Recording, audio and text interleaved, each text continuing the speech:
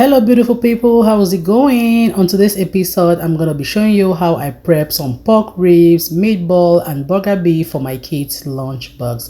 This can take us for a month or two, so keep watching to the end and I'll be showing you tips and secrets on how I do it.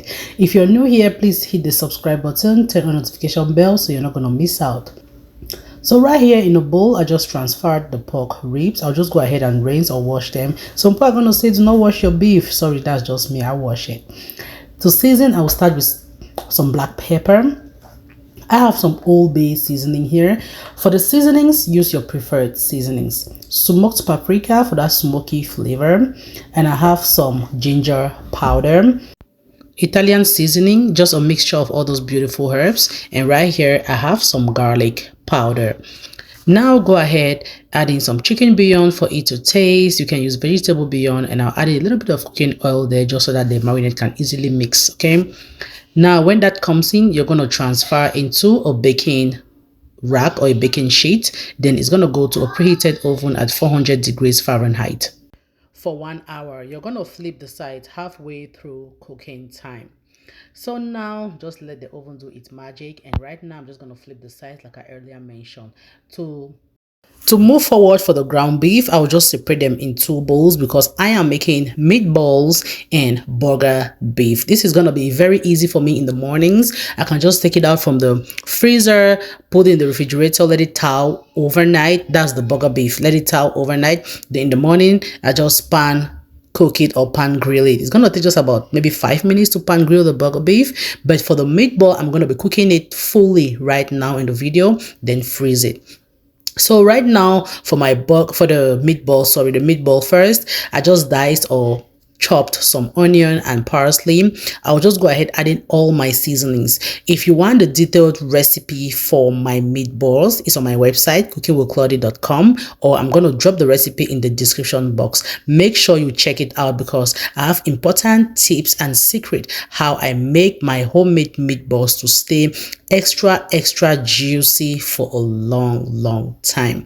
The milk and the bread mixed together, that's my secret. But for the accurate measurement, make sure you check the description box.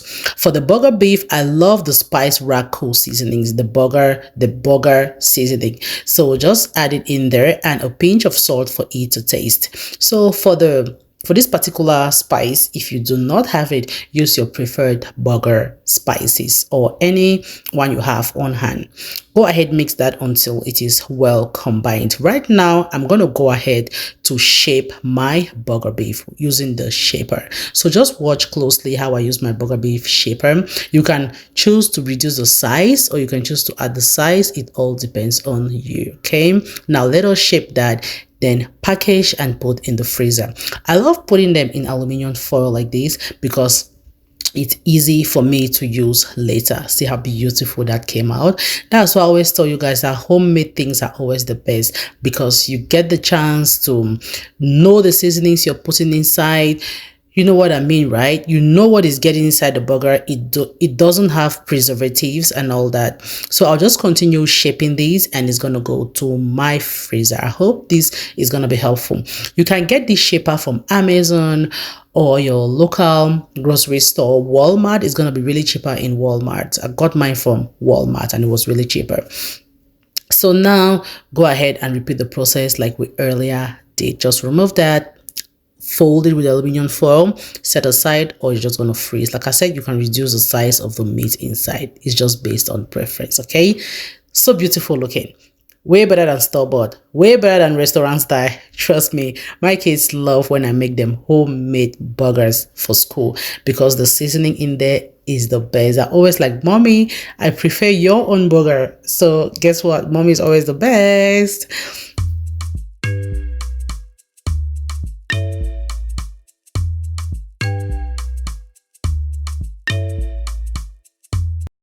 To our meatballs, just go ahead and shape the meatballs like this. You want to make sure you line your baking sheet with aluminum foil and a parchment paper. Okay, now you see that has been cooking for 1 hour as I flip the side.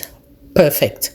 Now I'll just let this set aside, let it cool enough to handle, and I'm just gonna like cut it and put in the freezer. Now my meatball is gonna come in here. Like I always said, always make sure you preheat your oven each time you want to bake. Okay, let that go in there. This is gonna bake just for about 20 to 30 minutes.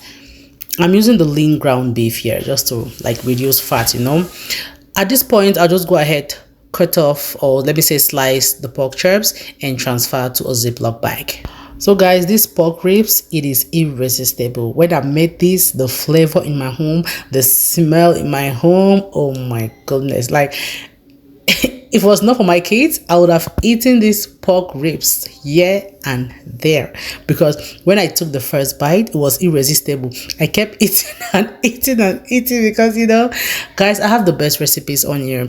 If you're thinking of how, like the guide for your kids lunch boxes, how to prep and freeze like things in bulk, I have a video on that, so make sure you check it out.